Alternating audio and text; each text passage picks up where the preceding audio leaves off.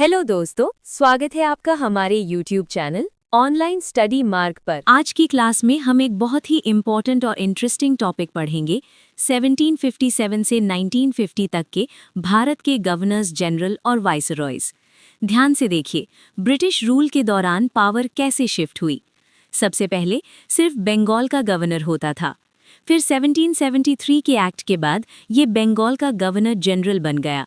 जब पूरे भारत पर कब्जा हुआ तो 1833 में ये भारत का गवर्नर जनरल कहलाए और 1857 की क्रांति के बाद ये पोस्ट वाइसरॉय में बदल गई।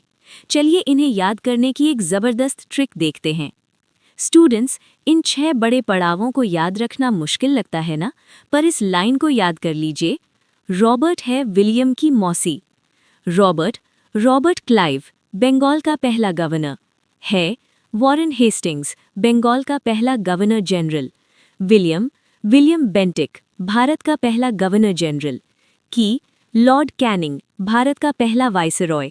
माउंटबैटन, आज़ाद भारत का पहला गवर्नर जनरल। सी राजगोपालाचारी, पहले और आखिरी भारतीय गवर्नर जनरल। अब बात करते हैं वॉरेन हेस्टिंग्स की। इन्हें सिस्टम बिल्डर कहा जाता है। ट्रिक: हेस्टिंग्स ने सब कुछ हास्ते यानी जल्दी में फिक्स किया। इन्होंने रॉबर्ट क्लाइव का डुअल गवर्नमेंट खत्म किया, जहां पैसा अंग्रेजों का था और बदनामी नवाब की। साथ ही 1774 में कलकत्ता में भारत का पहला सुप्रीम कोर्ट भी बनवाया। नेक्स्ट है लॉर्ड कॉर्नवालिस। ट्रिक: कॉर्न यानी भुट्टा खेत में उगता है, इससे याद रखिए परमानेंट सेटलमेंट यानी स्थायी बंदोबस्त।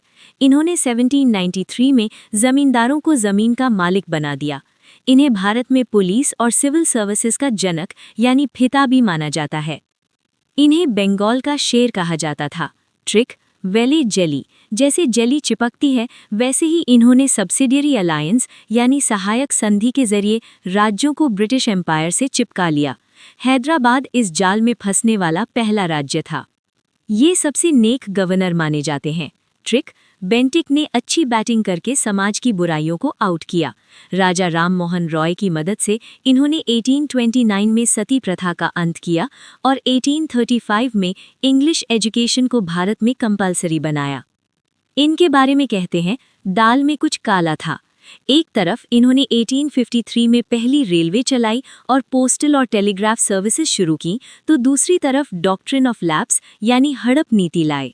बिना वारिस वाले राज्यों जैसे झांसी और सतारा को हड़प लिया, जो 1857 की क्रांति की वजह बना। कैनिंग के वक्त बहुत बड़ा बदलाव आया। इन्होंने 1857 का विद्रोह देखा।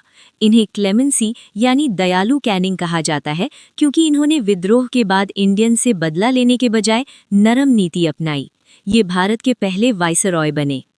इन्हें द विलन कहा जाता है। ट्रिक: कर्जन ने भारत पर कर्जा बढ़ाया और बंगाल पार्टीशन यानी बंगाल विभाजन किया।